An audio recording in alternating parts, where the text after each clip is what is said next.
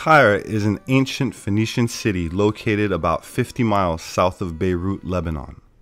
The name of the city means rock, probably because it was built on the rocky formations that stick out from the coast of the Mediterranean.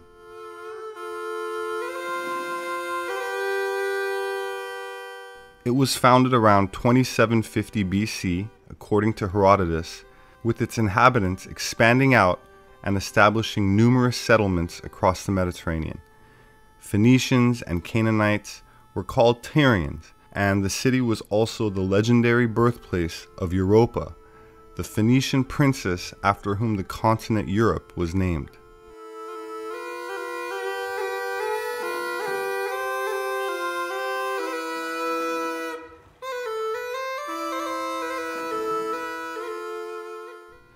In Greek mythology, Europa was the mother of King Minos of Crete, with her earliest literary reference in the Iliad, commonly dated to the 8th century BC.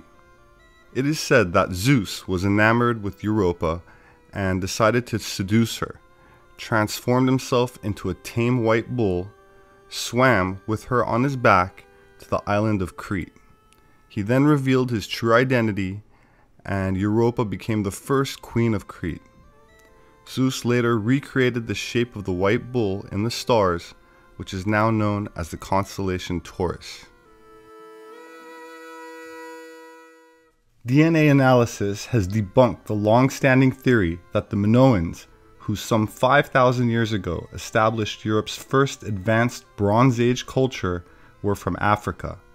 The Minoan civilization arose on the Mediterranean island of Crete in approximately the 27th century BC and flourished for 12 centuries until the 15th century BC. But the culture was lost until British archaeologist Sir Arthur Evans unearthed its remains on Crete in 1900, where he found vestiges of a civilization he believed was formed by refugees from northern Egypt. Modern archaeologists have cast doubt on that version of events, and now DNA tests of Minoan remains suggest that they descended from the ancient farmers who settled the islands thousands of years earlier. These people, it is believed, are from the same stock that came from the east to populate the rest of Europe. When you hear someone say from the east populating Europe and farmers, that means Aryans. You can say Proto-Indo-European, as the term Aryan seems to be politically incorrect. However, who were these legendary Aryans that spread out into Europe from Anatolia? Many scientists agree that what is now a mere meadow in the hills was once the site of some urbanized capital city, the heart of an ancient civilization estimated to be as old as the Egyptian pyramids. People moved to the area, building thick walls, mysterious towns, and solar observatories. Its tall walls and towers were destroyed a long time ago, and the town was ruined by fires, floods, winds, and time itself. Guys, look here. It's a pot. And it's a cross at the bottom. Archaeologists have since uncovered casting molds, blacksmith tools, and intricate works of bronze and ceramic. Archaeological digs have shown that the ancient town was inhabited by the forebears of the Aryan race.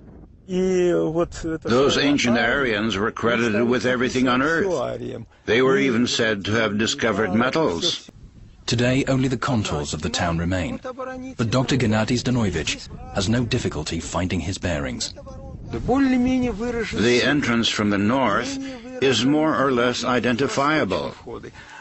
Entrances from the south and from the east were less obvious, but they were secret entrances leading to underground labyrinths.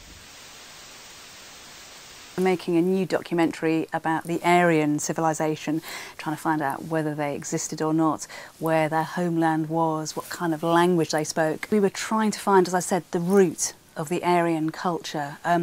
There are some incredible new excavations there, Bronze Age excavations. What's particularly fascinating about them is that these cities are covered with swastika imagery. So rather than just looking at them as an archaeologist, you have to think, what is the political implication of these places?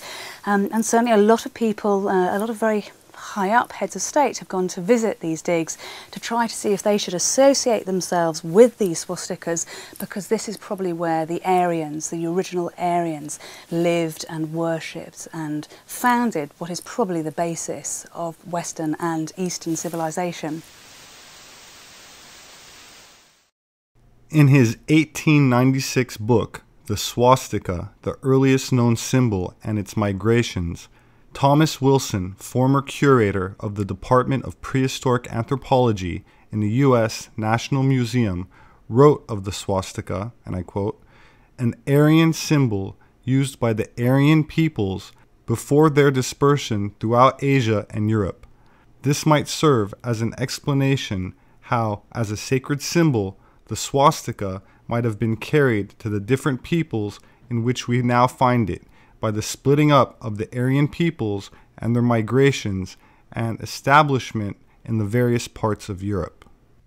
The ancient Minoans and Mycenaeans were closely related to each other, both receiving around 3/4 of their DNA from agriculturalists who lived in Greece and southern Anatolia, which is now part of Turkey.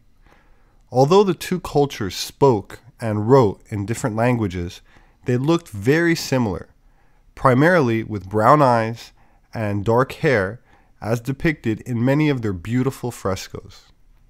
That said, both cultures additionally inherited DNA from people from Eastern Caucasus near modern-day Iran, who were primarily Aryans, the term Aryan etched in cuneiform thousands of years ago, who were tall, blonde, blue-eyed, as can be seen in 4,000-year-old mummies discovered in Asia near massive pyramids, which the Chinese government incidentally tries very hard to hide by planting trees on them. So while the majority of the population had relatively darker features, the ruling class, the nobility, and in some cases they were considered gods, were clearly more fair. The Chinese government in the last few years have released these pictures. There's hundreds of pyramids in China. And the Chinese government actually got the farmers to farm on top of the pyramid so that they wouldn't be so apparent by satellite. And the reason why, so here's the poor farmer that got the job. The reason why they were doing that is because they didn't want the Western world to know about these pyramids. Why?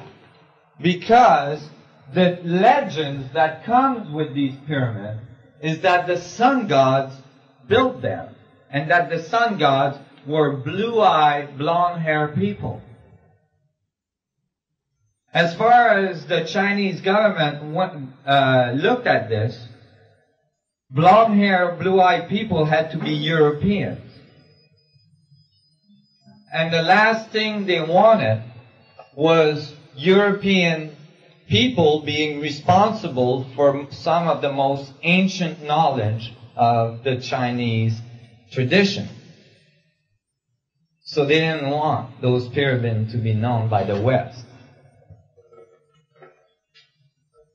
They did find the mummies of these blonde-haired, blue-eyed people in the high desert of China. Over 500 mummies were found. All very tall, absolutely not Asian people.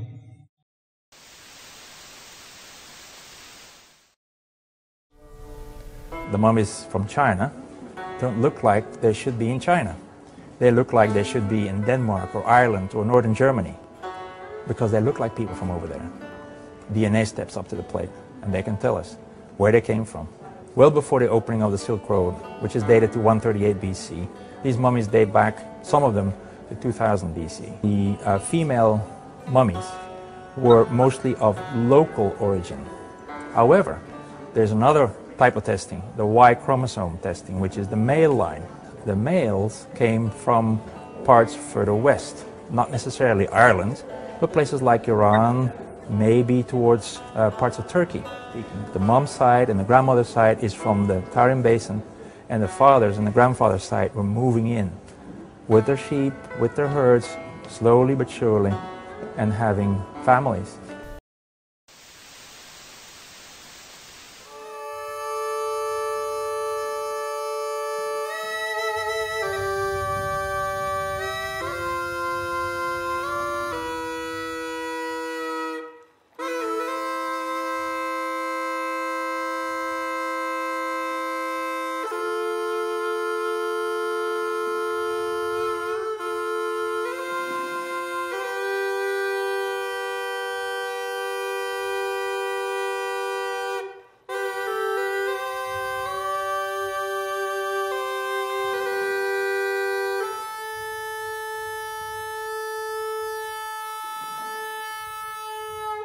The application of red ochre to the skin of the ancient sun gods can be seen on the mummies and art from ancient China to ancient Egypt, including the Minoans. That said, we also find this custom among the remains of the Cro-Magnon inhabitants of the Pleistocene, or Ice Age, who incidentally used the exact same astrological sign for the constellation of Taurus, the bull, tens of thousands of years ago in the Basque Pyrenees Mountains between Spain and France. My name is Robert Sepehr. I'm an independent anthropologist. I rely on word of mouth, so greatly appreciate those that have been sharing my videos. Thank you for subscribing if you have not already, and hit the notification bell to receive a notification when the next video is uploaded. Please don't forget to leave me your thoughts in the comment section. Stay well, and I hope to see you again soon.